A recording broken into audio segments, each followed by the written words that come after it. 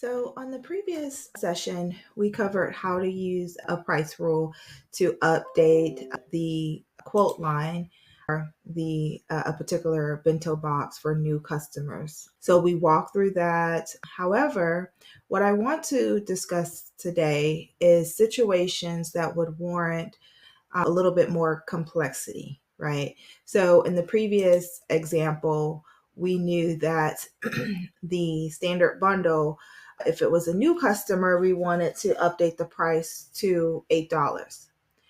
However, what if you have an implementation or you're working for a customer and they have a multitude of pricing sheets, right?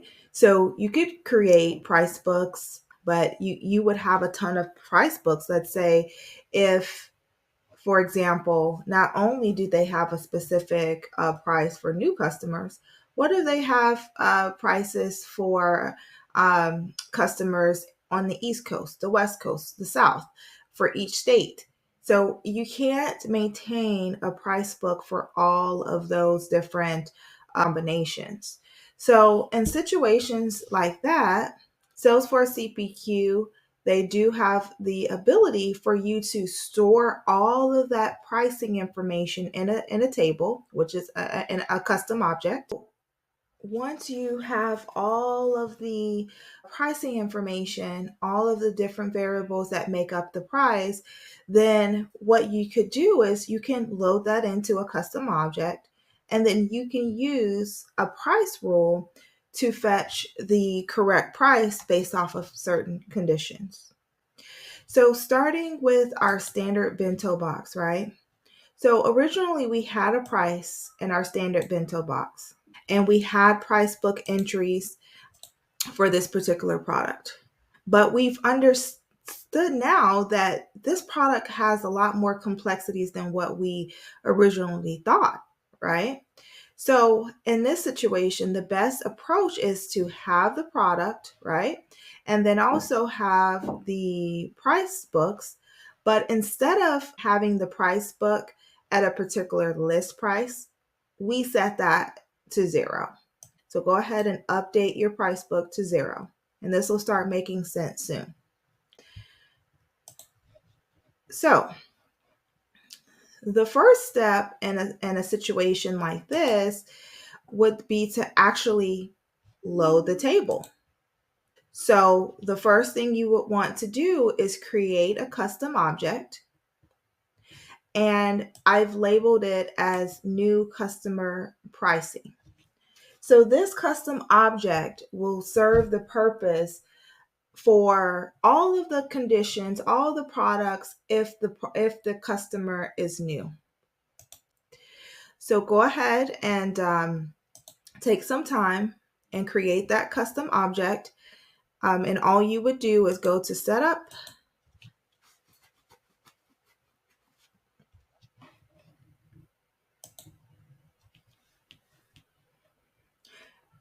then go to Object Manager, and then click on Create.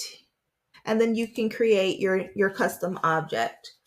So you would want to take some time and think about the pricing strategy for this implementation before you create this custom object, because you can create maybe one custom object that would satisfy all of the different pricing scenarios, right? But for this example, we're just creating one for new customers, because maybe for existing customers, the price book, it might be different or it might be the same. But this particular object is for new customers. And you can also use it for existing customers if that was the requirement. So go ahead and add in the label for your custom object and click on Save. All right. So since I have already created my custom object, no need for me to do that. So if I go to my newly created custom object, you will go to Fields and Relationships, and you will start to see some fields that I've created. So going back here. So what you need to understand is, what are the variables that make up a price of a product? So first, of course, you would need to have a product field that's a lookup to the product to table. So you would create a field that's a lookup. You would need to create a currency field. This would be the actual cost of the product and the different combinations, right? So you would create a currency field and label it list price. In this situation, we want a region field. So I've labeled it NC for new customer region. So create a new field called NC region and have a pick list value of all of your regions. To keep it simple, I've just set it up for north, south, east, and west. And then also you can store the product code as well. And if you want to see the actual name of the product, if you want it to refer to it instead of having the lookup field here, you can create a formula field that will copy over the value of the product. Instead of it being this lookup, you can actually just pull out the name of the product. And then you can have customer types. So let's say if you wanted to store all pricing information here. So not only just new customer, let's say if you wanted to have entries, you create a new entry for existing customers, right? All right, so you could set it up here, and then all of your pricing could live in this object, and we won't have to have an entry on the price book at all.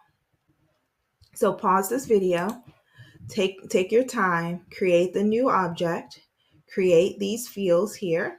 Again, this is a lookup. The product is a lookup to the product to table. The list price is a currency field. The NC region is a pick list field with all of the options here. The product code is a text field. And the product name is a formula field that's pointing over to the product field, and that's only pulling the name.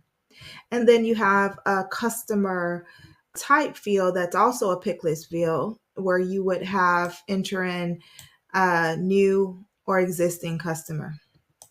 And so once you have those fields created, you want to go ahead and create some records. Like you see here, I created this record. I just searched for the premium product. I knew the list was, let's say if it was $10, and I know looking at the product code, entering that this is for a new customer, and then entering the region. That'll get us started. All right. So once you have all of this information, now it is time to take a look at our price rules.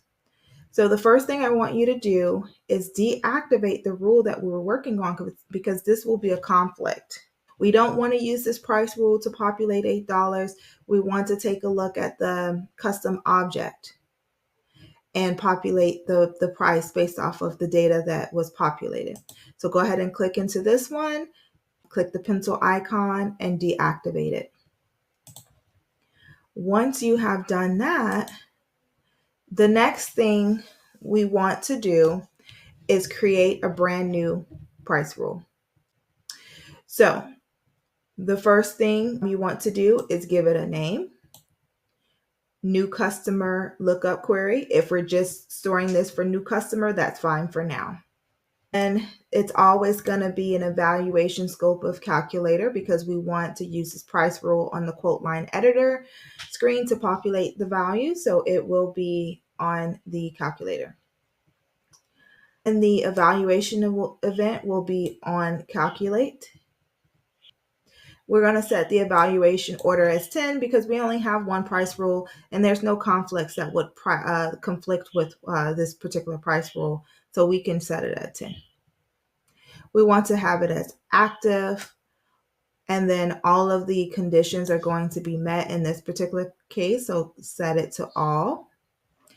Another very, very important field here is your lookup object. This is what is going to tell the price rule what custom object that I need to go and query to pull the right price. Okay, So once you have your custom object created, you just go ahead and copy the API name. And once you copy that API name, you would just edit it, and you would need to now go to the price rule. So you'll do this a lot. You can see I've added the new customer pricing API name in this lookup object field. You're going to do this a lot. So what you need to do next is go to price rule, and I'll just do it for this time. So I'm going to look for my price rule object because that's where I need to add it. And always go back. If you can't remember the name of the field, go back. I'm on the price rule and I need to add it to the lookup object field.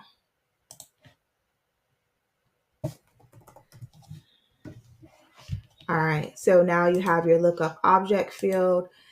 And now at this point, what you need to do is paste in, click on new, and add the new pick list here, what you see here. So click on new. And I already have it here, so no need for me to add it. You'll just paste the value here and click save.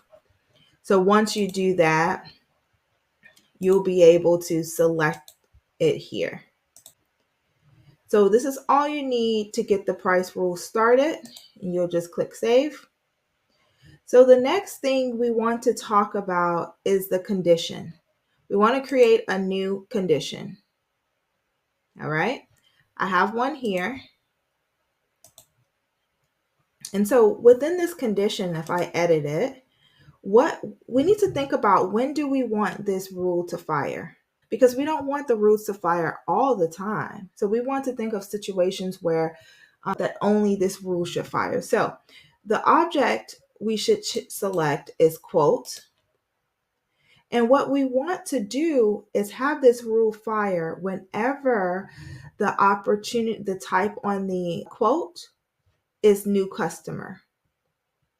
So if I take a look at the quote, we already have an opportunity type field that was set up with the package, because what it does is it takes a look at the opportunity, and once the opportunity is set up, the sales reps is selecting what type of opportunity it is.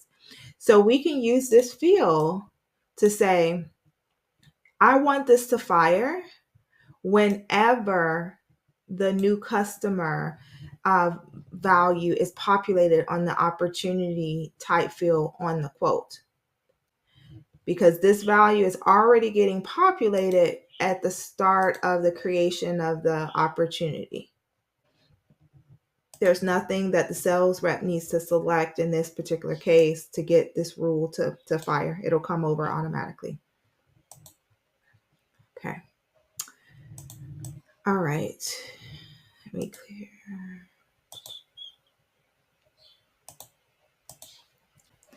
So again, you will also need to go to the object price condition.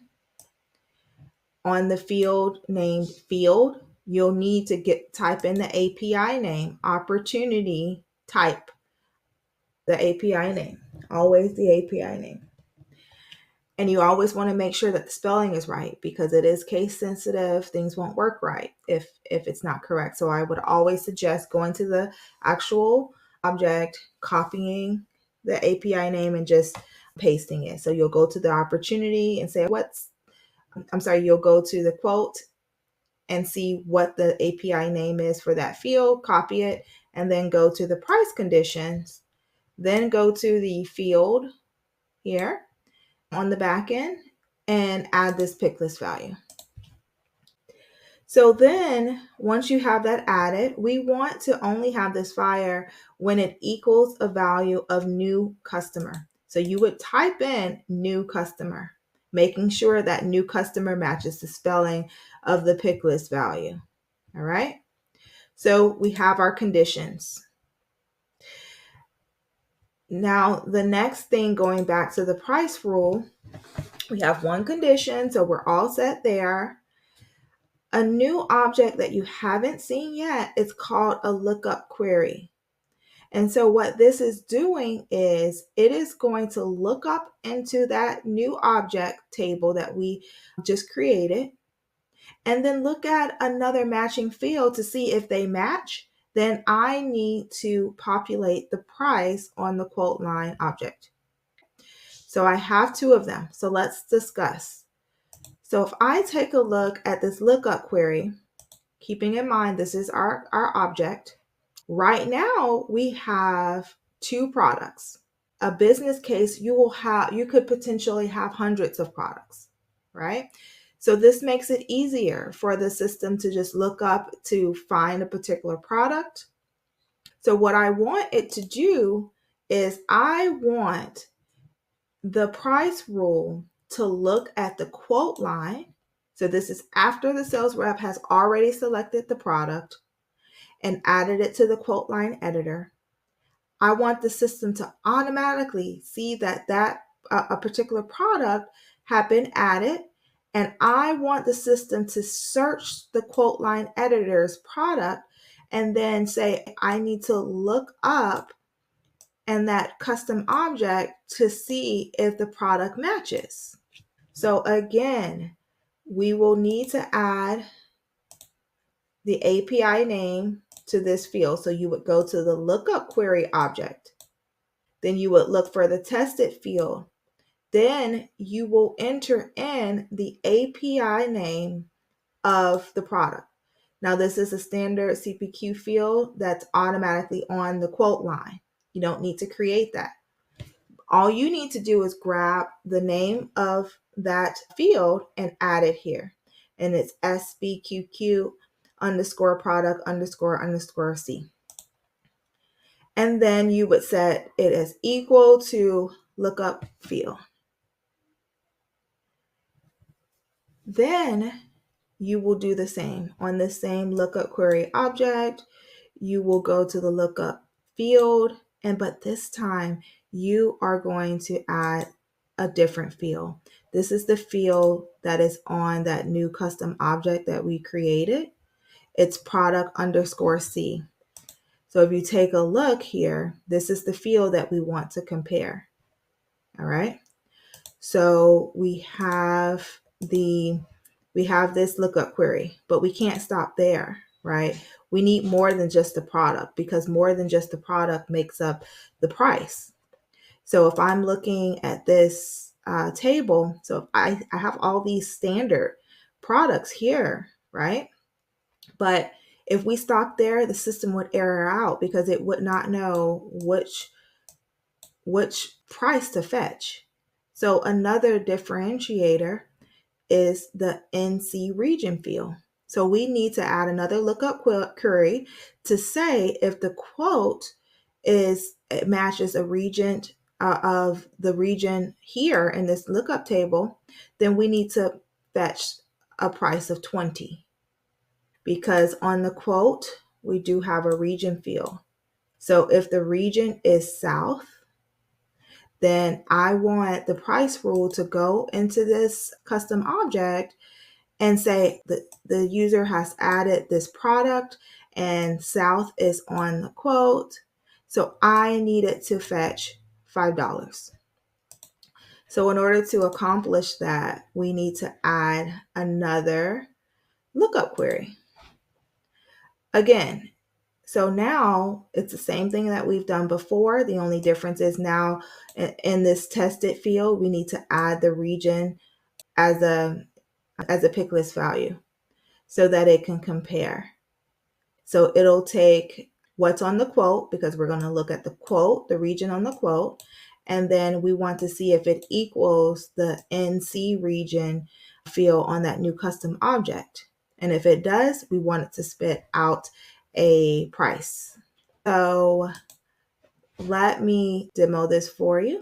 So I have my quote and my region is currently South, and my opportunity type, the new custom is new customer. So if I go into my table, all right, I am going to select the standard bento box, and the region is South. So I'm going to expect it to return $5. All right, so let's go ahead and add this product. I'll click on bundles. Keep in mind, we do have a filter here. If you remember back on our previous examples, we put a filter based on region, so we can always click on the filter icon, clear out those filters, click apply, and then we'll get all of our products. So I want the standard bento box bundle, and I'll click select.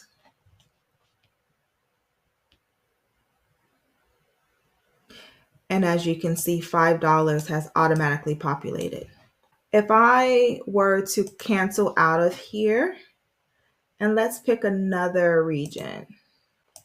Let's pick East. So what I want to happen, if I pick East here, we want $10 to be returned. I'm going to click the same product, but we've changed the region. It's still a new customer, so that has not changed.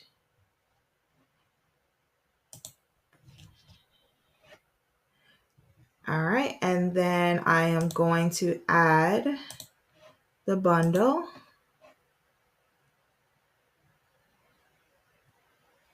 And as you can see, my list price has updated to $10. So just a quick recap. We've reviewed price rules and how we can create a simple price rule to do fill updates. And we've also covered price rules where we can basically query a custom object if you're on a project and you have complex pricing based off of various conditions.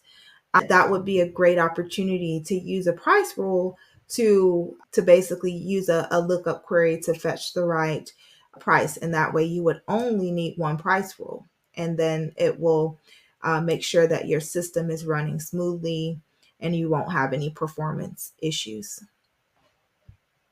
All right, so please take this time to practice in your org. This will take some time, adding all of those pick list values, setting up the custom object, adding new fields, creating your price rule. But this is very, very important for you to master and understand. All right, we'll talk on the next session.